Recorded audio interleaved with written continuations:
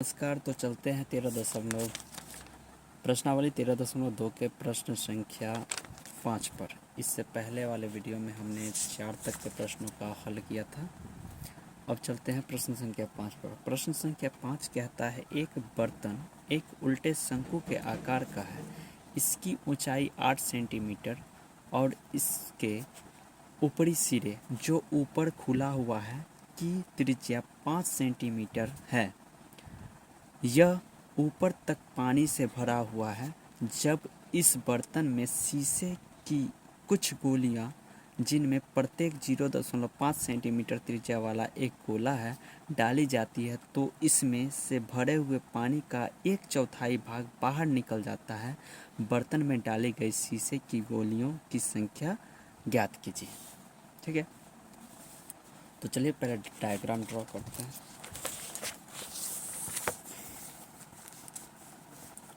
बोल रहा है बर्तन कैसा है, बर्तन का आकार कैसा है। तो बर्तन का आकार है शंकु आकार, शंकु के आकार का बर्तन है।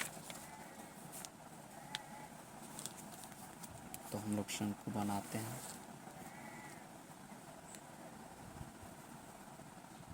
और ये उल्टा रखा हुआ है तो इस तरह से बनेगा और इसमें पानी भरा हुआ है।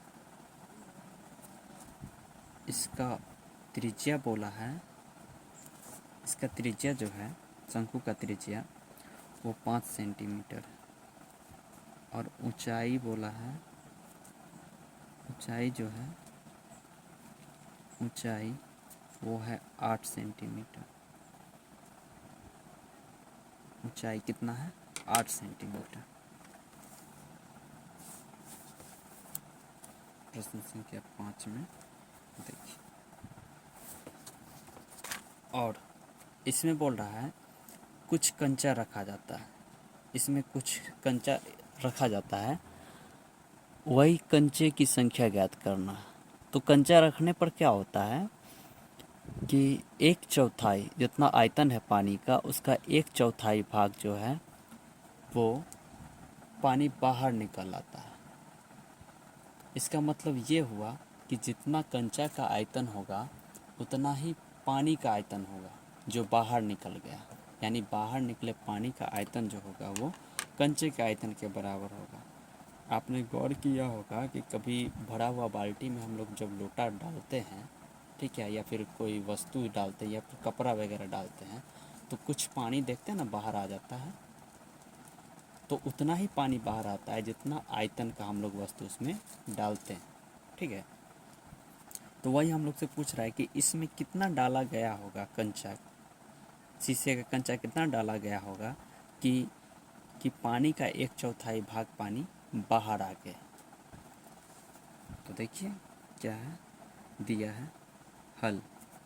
इसमें दिया है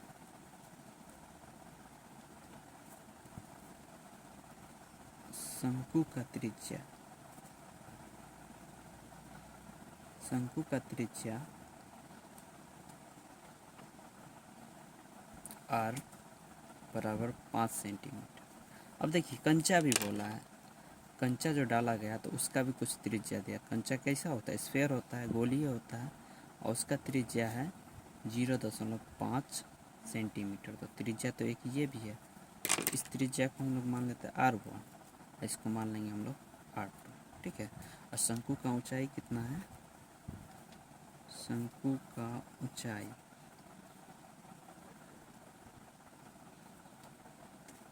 शंकु का ऊंचाई h बराबर 8 सेंटीमीटर।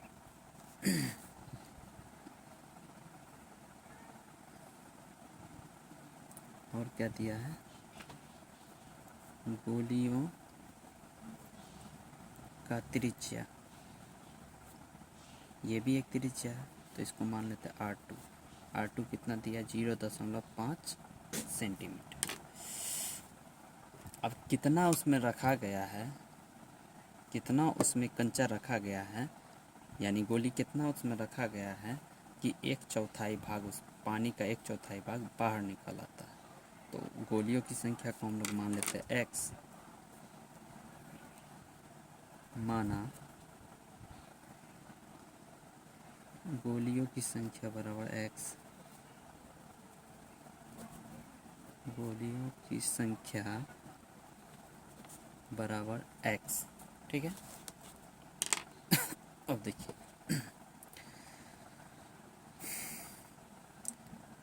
तो क्या करते हैं, हम पहले भी बोले हैं कि जितना आयतन का कोई वस्तु डाला जाएगा उतना ही पानी बाहर निकलेगा। यानी जो गोलियों का आयतन होगा वही आयतन क्या होगा, बाहर निकले हुए पानी का आयतन होगा। तो वो दोनों क्या होगा, बराबर होगा। जितना आयतन का क्या डाला जाएगा, गोली डाला जाएगा, उतना ही आयतन का पानी बाहर निकलेगा। तो लिखते हैं हम लोग, गोलियों का आयतन यहाँ लिखते हैं। अब इसी तरह से लिखना है एग्जाम में, गोलियों का आयतन बराबर क्या लिखेंगे हम लोग, ये कैसा आकार है, शंकु। शंकु के आकार का है, उसी में पानी भरा है, तो शंकु का आयतन का कितना पानी बाहर निकल जाता है, का 1/4 बाहर निकल जाता है, यही ना। तो गोली का आयतन कितना, गोली का संख्या है x, तो x गोलियों का आयतन, तो गोला का आकार है तो गोला का आयतन होता है 4/3 पाई और r³। अब देखिए त्रिज्या हम लोग गोला का क्या मानेंगे, गोली को r2 का स्क्वायर बराबर शंकु का आयतन क्या होता है 1/3 पाई r² और h कितना है हम लोग का 8 और r कौन सा r1 है, इंटू क्या हो जाएगा 1/4। ठीक है, अब सबका वैल्यू पुट करते हैं। देखिए बराबर के उस पार है तो पाई से पाई कैंसिल हो जाएगा, 3 से 3 कैंसिल हो जाएगा। ठीक है, अब देखिए यहाँ r से r नहीं कर सकते कैंसिल क्योंकि अलग अलग r है। x इंटू r2 का वैल्यू बताइए तो कितना है 0.5, तो 0.5 सॉरी यहाँ आयतन है ना तो क्यूब हो जाएगा, 0.5 का क्यूब करेंगे यहाँ बराबर इधर क्या बचेगा r1 कितना है, देखिए r1 है 5 और 5 का स्क्वायर इंटू क्या लिखेंगे, इससे ये कट जाएगा 2 टाइम में तो इंटू 2, यहाँ क्या हो जाएगा x इंटू, अब देखिए 0.5 का स्क्वायर 5 का स्क्वायर होता है, सॉरी क्यूब कितना होता है 125, 25 25 और 25 पंचे 125। यहाँ एक डिजिट से पहले पॉइंट है, क्यूब किए तो 3 डिजिट से पहले पॉइंट आ जाएगा। ठीक है, बराबर कितना हो जाएगा 25 गुना 2। अब देखिए ये गुना में इधर आकर क्या हो जाएगा भाग में, तो 25 दूनी कितना हो जाएगा 50, 50 बट्टा में क्या 0.25 सॉरी 125 पॉइंट उड़ाएंगे तो ऊपर क्या चला जाएगा, ऊपर में हम लोग का 1 पर 3 0 क्योंकि पॉइंट के बाद 3 डिजिट है। अब देखिए 25 से कटेगा ये 25 दूनी 50 और 25 पंचे 125, ये 5 से कटेगा कितना बार में देखिए 25 पंचे 125, देखिए 5 से कटेगा 5 दूना 10 कितना हो जाएगा 5 दूना 10 डबल 0, तो गुना करने पड़ रहा है 2 गुने 100, सॉरी इधर हम 4 भूल गए थे, यहाँ पर सिर्फ मिस्टेक हो जाता है, यहाँ तो 4 भी है ना, 4 यहाँ लगा दीजिए। देखिए ये भी भाग में इधर आ जाएगा 4 और यहाँ भी 4 से काटेंगे तो कितना बार में कटेगा, देखिए 4 से काटेंगे तो 4 पंचे 50 बना और 2 को 50 से गुना करें तो कितना हो जाएगा 100 और यही हो जाएगा कंचे की संख्या। यानी उसमें गोली जो x बराबर क्या निकला हम लोग का x बराबर 100 और x किसको माने थे हम लोग, देखिए x माने थे किसको, गोलियों की संख्या, तो अतः गोलियों की संख्या कितना आ जाएगा, अतः गोलियों की संख्या गोलियों की संख्या बराबर 100 और यही आंसर हो जाएगा। देखिए यहाँ पर थोड़ा कैलकुलेशन में मिस्टेक हो रहा था क्योंकि यहाँ पर 4 छूट रहा था, यहाँ पर 4 छूट गया था, तो इसको दोबारा देख लीजिएगा, क्लियर हो जाएगा। तो अब चलते हैं प्रश्न संख्या 6 पर। और लाइट कट गई है, थोड़ी देखने में दिक्कत हो तो उसके लिए क्षमा कीजिएगा। फिर भी हमें लग रहा है कि रिकॉर्डिंग तो ठीक ठाक हो रही है। चलिए प्रश्न संख्या 6 क्या कह रहा है कि ऊंचाई 220 सेंटीमीटर और आधार व्यास 24 सेंटीमीटर वाले एक बेलन जिस पर ऊंचाई 60 सेंटीमीटर और त्रिज्या 8 सेंटीमीटर वाला एक अन्य बेलन आरोपित है से लोहे का एक स्तंभ बना है। इस स्तंभ का द्रव्यमान ज्ञात कीजिए। जबकि दिया है 1 सेंटीमीटर क्यूब लोहे का द्रव्यमान लगभग 8 ग्राम होता है और पाई का वैल्यू हम लोग को 3.14 लेना है। ठीक है, देखिए बोल रहा है एक बेलन के ऊपर दूसरा बेलन रखा हुआ है। ठीक है, एक बेलन का व्यास 24 सेंटीमीटर है और दूसरे बेलन का त्रिज्या दे दिया है 8 सेंटीमीटर। ठीक है, देखिए फिगर कैसे बनता है। बेलन के ऊपर बेलन बनाना है तो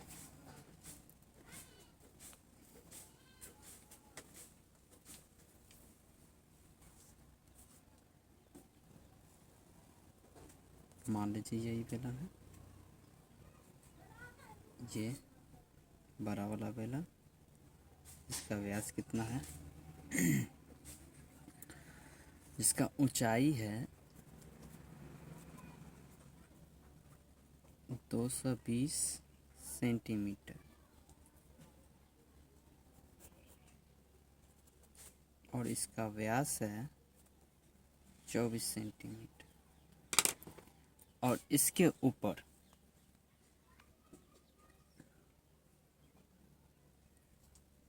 ऊपर एक अन्य बेलन रखा हुआ है जिसका ऊंचाई है 60 सेंटीमीटर और त्रिज्या है 8 सेंटीमीटर। अन्य बेलन है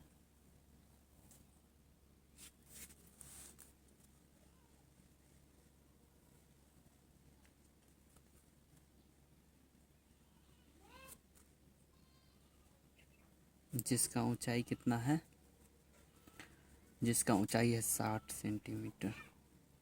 इस बेलन का ऊंचाई है 60 सेंटीमीटर, आ गया लाइट। इस बेलन का ऊंचाई है 60 सेंटीमीटर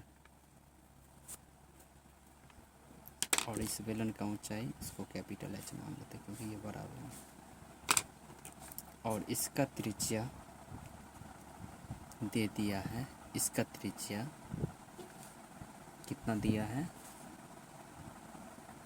8 सेंटीमीटर। इसका त्रिज्या 8 सेंटीमीटर, तो इसका त्रिज्या बताइए कितना। इसका व्यास दिया है 24, तो त्रिज्या क्या हो जाएगी 12 सेंटीमीटर। ठीक है, देखिए इसमें दो प्रकार का बेलन है, एक बड़ा है और एक छोटा है। तो लिखते हैं हल। दिया है, क्या दिया है, बड़े बेलन की ऊंचाई,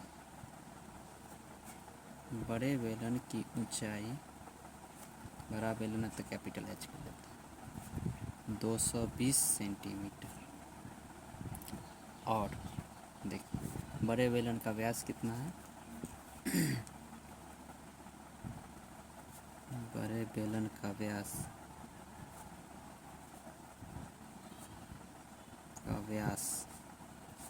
यानी डी कितना दे दिया 24 सेंटीमीटर। तो बताइए त्रिज्या क्या हो जाएगा, यहीं पर लिख देते हैं त्रिज्या। अब बड़ा बेलन का त्रिज्या तो कैपिटल आर ले लेते हैं, R1 R2 भी कर सकते हैं। तो 24/2 यानी कितना हो जाएगा 12 सेंटीमीटर। 12 सेंटीमीटर आ गया बड़े बेलन का त्रिज्या। अब देखिए छोटे बेलन में क्या क्या दिया है, इसका भी ऊंचाई दिया है और त्रिज्या दिया है। देखो यहाँ पे छोटे बेलन छोटे बेलन की ऊंचाई छोटे बेलन की ऊंचाई स्मॉल h बराबर कितना दे दिया है, देखिए ऊंचाई कितना है 60 सेंटीमीटर।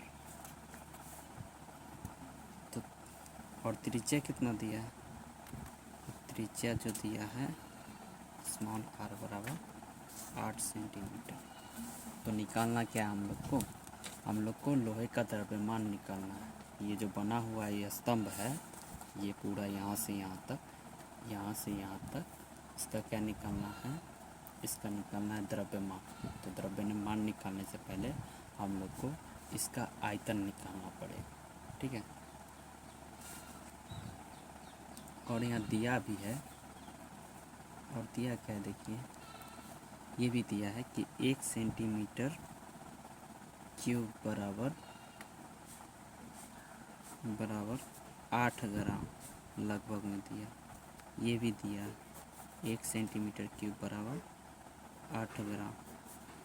तो ग्राम में ही हम लोग को निकालना है, ग्राम में ही हम लोग को निकालना है इसका, ग्राम में और केजी में भी कन्वर्ट कर सकते हैं। निकालना है इसका द्रव्यमान। सबसे पहले क्या करना पड़ेगा हम लोग को, सबसे पहले हम लोग को इसका निकालना होगा आयतन, ठीक है। तो ये पूरा स्तंभ हो गया। तो इस पूरे स्तंभ का आयतन निकालने के लिए क्या करेंगे हम लोग, बड़े बेलन का आयतन प्लस में छोटे बेलन का आयतन।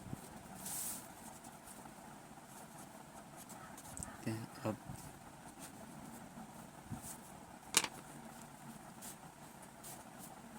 स्तंभ का आयतन, इस पेंसिल से स्तंभ का आयतन बराबर क्या हो जाएगा, बड़े बेलन का आयतन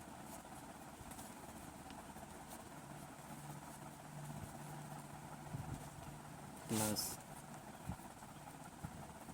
छोटे बेलन का आयतन।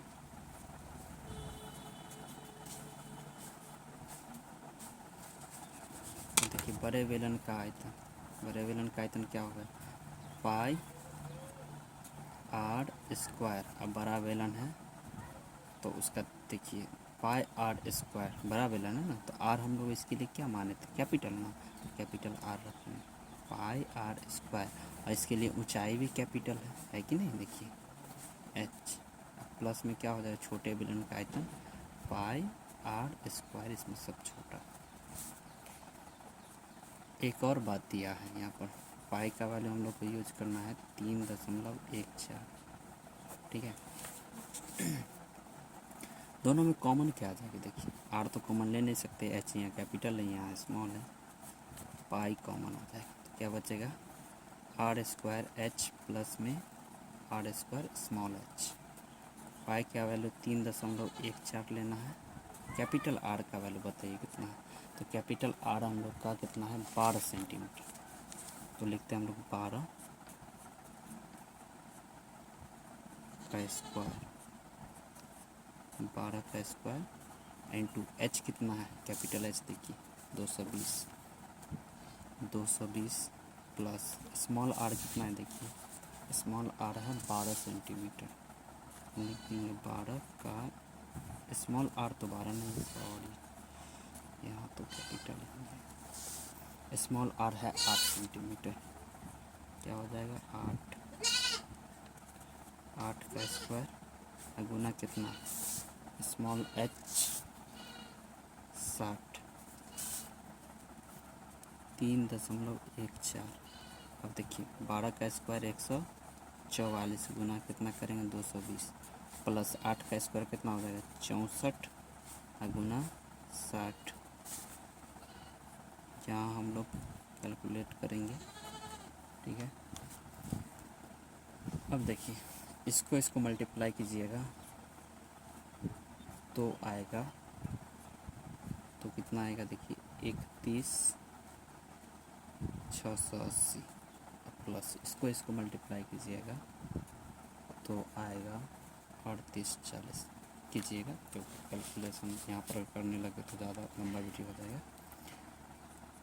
गुना करने लगेंगे तो देखिए 3.14 गुना, इसको जोड़ेंगे तो जोड़ने तो आता ही होगा 0, 8 4 12 का 2, फिर 6 8 14 और 15 का 5 बचा 1, 3 1 4 1 5 और ये आ गया 3, 35 552। इसको और इसको गुना कीजिएगा तो आपका आ जाएगा 11,532.80 सेंटीमीटर क्यूब। ठीक है, अब क्या करना है, ये तो हम लोग का आयतन निकल गया, हमें क्या निकालना है, द्रव्यमान। अब ध्यान दीजिए प्रश्नानुसार क्या दिया है। प्रश्नानुसार बोला है अकॉर्डिंग टू क्वेश्चन कि 1 सेंटीमीटर क्यूब, देखिए हम लिखे भी थे 1 सेंटीमीटर क्यूब बराबर कितना ग्राम, 8 ग्राम। 1 सेंटीमीटर क्यूब बराबर 8 ग्राम। तो कितना सेंटीमीटर क्यूब को बदलना है, तो हम लोग को बदलना है 11,532.80 सेंटीमीटर क्यूब बराबर, इसको कितना से गुना करना पड़ेगा, 8 गुना 11,532.80, ये ग्राम हो जाएगा। ठीक है, गुना करने पर हम लोग का कितना आता है, देखिए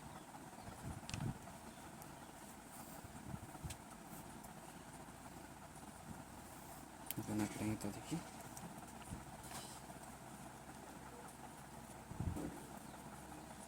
8 से अगर इसको गुना करें तो 0, 8 64 का 4.6 बचेगा, तो 8 दूनी 16, 6 22 का 2 बचेगा 2, 8 3 24, 2 26 का 6, एक सेकेंड फिर से कर लेते हैं, 8 0, 8 64 का 4, 8 दूनी 16, 6 22 का 2 बचा 2, 8 3 24, 2 26 का 6 बचा 2, 8 5 40 और 2 42 का 2 बचा 4, और 8 4 12 का 2, फिर 8 1 9। कहीं गलती नहीं ना हुआ है, देख लेते एक बार और, यहाँ पर 8 का 8। तो देखिए ये ग्राम में, अगर इसको केजी में कन्वर्ट करें तो 1000 से भाग देना पड़ेगा। अगर इसको केजी में लिखना हो तो क्या करेंगे, 1000 से भाग देंगे, 89262.40 है। अगर 1000 से भाग दे दे तो ये केजी में कन्वर्ट हो जाएगा। अब देखिए एक पर कितना डिजिट है, एक पर कितना जीरो है, 3, तो 3 डिजिट और पीछे खिसका देंगे पॉइंट को, तो क्या हो जाएगा 892.2624। पॉइंट के बाद सिर्फ जीरो है तो कोई दिक्कत नहीं, बस इतना केजी में, ये हम लोग का फाइनल आंसर है। तो देखिए इस तरह से ये प्रश्न भी हम लोग का सॉल्व हो गया।